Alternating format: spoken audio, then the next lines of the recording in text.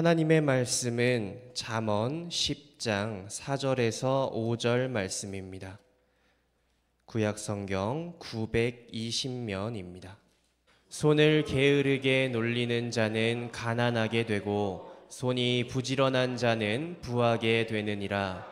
여름에 거두는 자는 지혜로운 아들이나 추수 때에 자는 자는 부끄러움을 끼치는 아들이니라.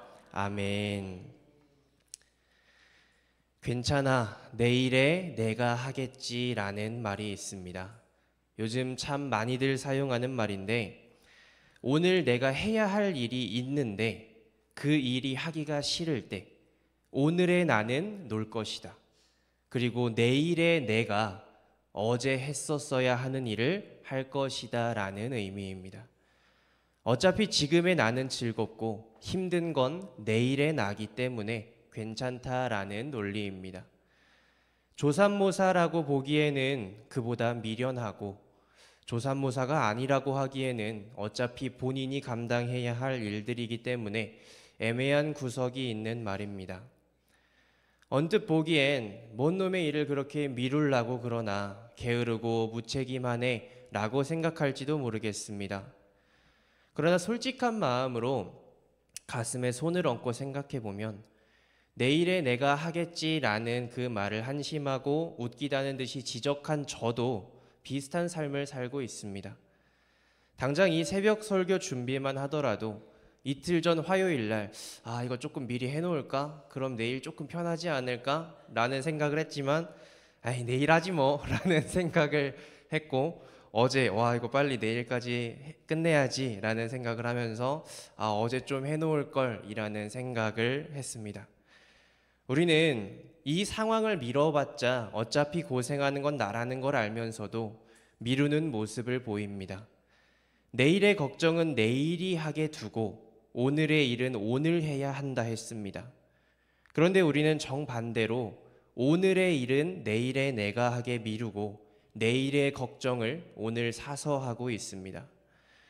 그렇다고 우리가 부지런한 사람이 얻을 결과와 게으른 사람이 얻을 결과를 모르는 것도 아닙니다. 우리는 각각의 모습이 가져올 결과를 알고 있으면서도 부지런한 삶을 살기를 어려워합니다. 오늘 말씀에서도 손을 게으르게 놀리는 사람과 손이 부지런한 사람을 비교하고 있습니다. 이 두 사람은 각각 어떤 결과를 얻게 된다고 하였습니까? 오늘 말씀 4절입니다. 손을 게으르게 놀리는 자는 가난하게 되고 손이 부지런한 자는 부하게 되느니라. 오늘 말씀은 게으름과 부지런함, 가난함과 부함과 같이 대조되는 두 단어를 놓음으로써 각각의 결과를 더욱 강조합니다. 게으른 자의 결과는 가난이며 부지런한 자의 결과는 부함이라는 것입니다. 물론 게으르다고 무조건 가난하게 되거나 부지런하다고 무조건 부하게 되지는 않습니다. 그리고 여기서 말하는 가난과 부함이 꼭 육체적인 의미의 가난과 부함이라고 말할 수도 없습니다. 그러나 육적으로든 영적으로든 한 가지 분명한 것은 게으른 사람은 부자가 되기 어렵다는 것이고 부지런한 사람은 가난해지기 어렵다라는 것입니다. 그만큼 게으름은 가난과 가깝고 부지런함은 부함과 가깝다고 할 수 있습니다. 그런데 우리는 여기서 한 가지 더 대조되고 있는 것이 있다는 것을 알아야 합니다. 가난과 부함, 또 부지런함과 게으름과 더불어서 이 본문에서 비교되고 있는 것이 바로 손입니다. 한글로 번역된 말로는 둘 다 똑같은 손이지만 히브리어 원문을 보면 이 두 손이 전혀 다른 손이라는 것을 알 수 있습니다. 성도님들께 한 가지 질문을 드리겠습니다. 여기 쥔손과 편손이 있습니다. 쥔손과 편손입니다. 이 둘 중에 어떤 손이 일할 준비가 된 손이라고 생각하십니까? 편손이 저는 쥔손이라고 생각했는데 역시 저보다 더 나으십니다. 네, 성경은 편손이 일할 준비가 된 손이다라고 이야기를 합니다. 무언가를 이렇게 쥘 수 있는 준비가 되어 있는 손이다라고 말하기 때문입니다. 펜을 쥐고 공부를 할 수도 있고, 농기구를 쥐고 농사를 지을 수도 있고, 무기를 쥐고 싸울 수도 있습니다. 그래서 편손이란 어떤 힘과 수단과 방향성을 나타낸다라고 이야기를 합니다. 무엇을 쥐느냐에 따라 그 사람의 삶이 어떤 방향성을 가지는지 알 수 있기 때문입니다. 우리나라 아기들이 태어난 지 1년이 되면 돌잔치를 하고, 돌잔치 때는 꼭 돌잡이를 합니다. 무엇을 잡느냐에 따라 그 아이가 어떤 삶을 살아갈 것인지 결정하게 된다는 뜻입니다.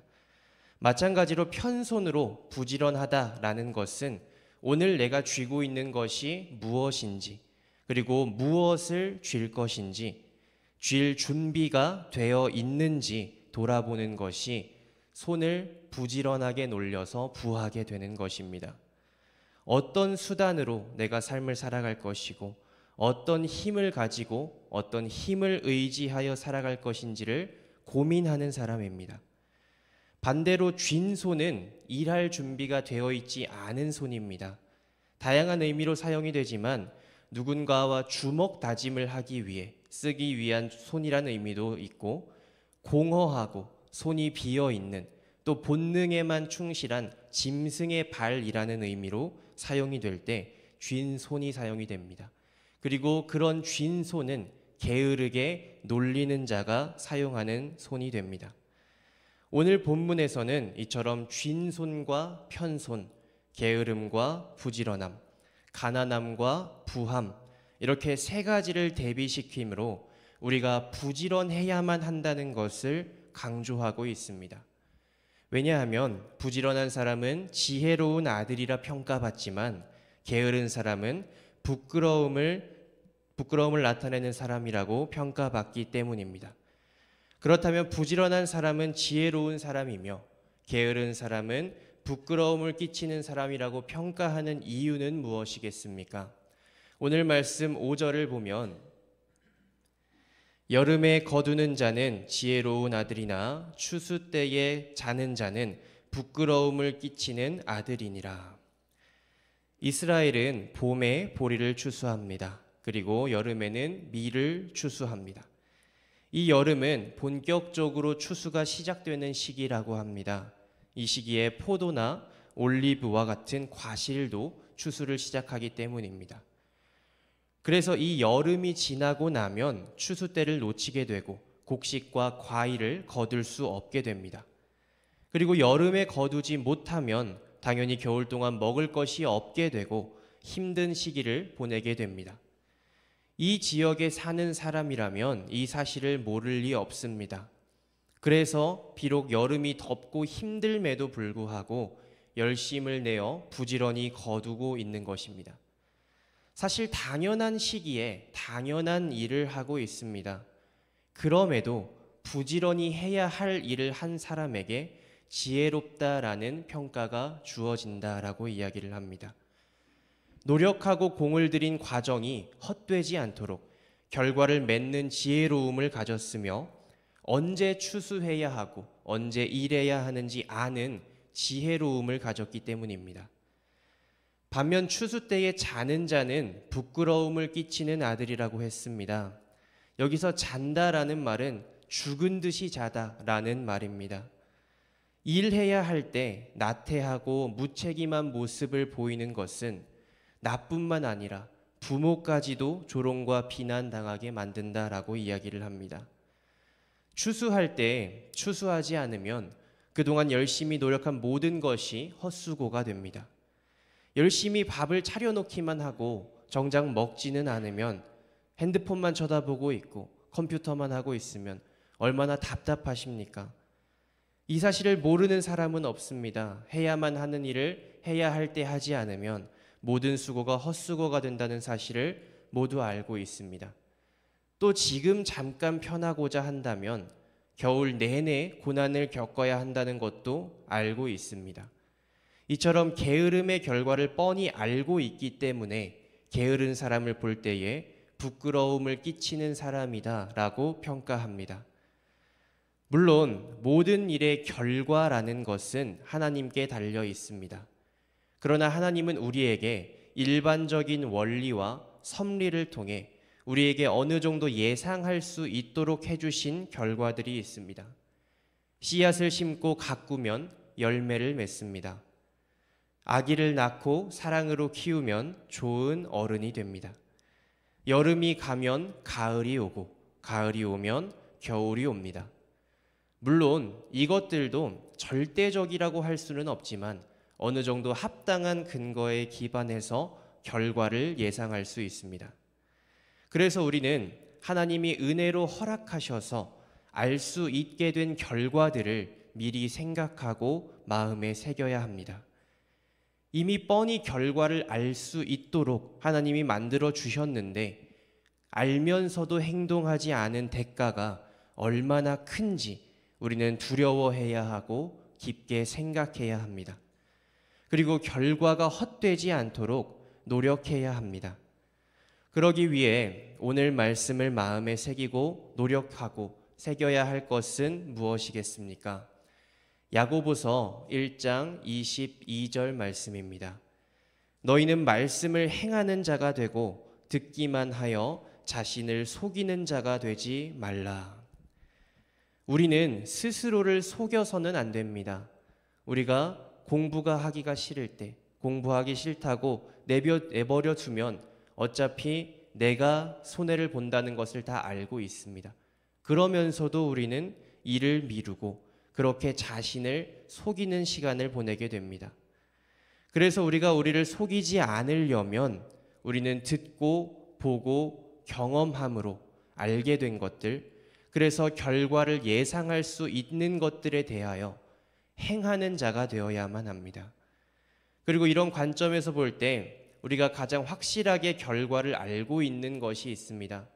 아까 말했던 것처럼 세상의 일들은 언제나 예외가 있습니다. 그래서 우리를 실망시키기도 하고 우리의 예상과는 다르게 흘러가기도 합니다. 그러나 절대 변하지 않고 우리가 확실하게 알고 있는 결과가 딱 하나 있습니다. 바로 하나님입니다. 그래서 우리는 하나님의 뜻을 행하기를 망설여서는 안 됩니다. 세상적인 일은 중요하지 않습니다. 세상의 부와 세상의 지혜로움도 중요하지 않습니다. 세상의 일은 장담도 할 수 없습니다. 그러나 하나님의 일은 다릅니다. 우리는 하나님께 순종하고 하나님을 사랑하면 구원받는다는 것을 이미 알고 있습니다. 성경이 증언하고 있고 우리 삶의 경험으로 증언받았으며 수많은 그리스도인들을 통해 증거받았습니다. 그렇기 때문에 하나님께 순종할 때 어떤 결과가 나오는지, 순종하지 않을 때 어떤 결과가 나오는지 이미 알고 있으면서도 순종하지 않는 것은 부끄러운 자녀요, 가난하게 되는 사람이라고 할 수 있습니다. 반대로 하나님께 부지런히 순종할 때 순종하는 것이 당연함에도 순종하는 사람을 지혜로운 자녀라 인정하시고 부하게 만드시는 분이 하나님이라는 사실을 우리는 믿어야 합니다. 뻔히 알고 있는 사실을 실천하지 않는 사람을 보면 우리는 답답함을 느낍니다.